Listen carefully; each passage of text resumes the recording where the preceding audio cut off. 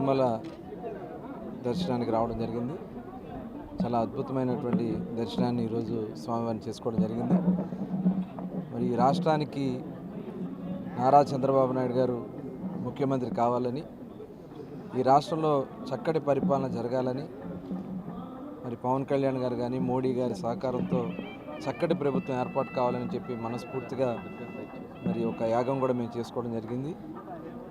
ఆ యాగం సంపూర్ణం జరిగింది. దానికి స్వామివారికి మరి ఆ రోజున మేము అనుకోవడం జరిగింది.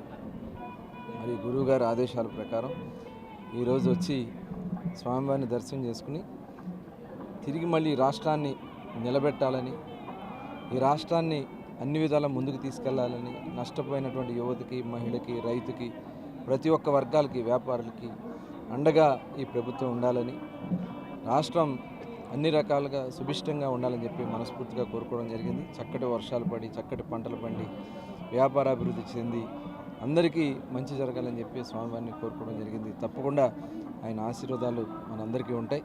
అందరూ కూడా సంపూర్ణంగా ముందుకెళ్లాలని చెప్పి మనస్ఫూర్తిగా కోరుకుంటూ మరొకసారి ఆ స్వామివారిని మరి వేడుకుంటూ అందరికీ నమస్కారం.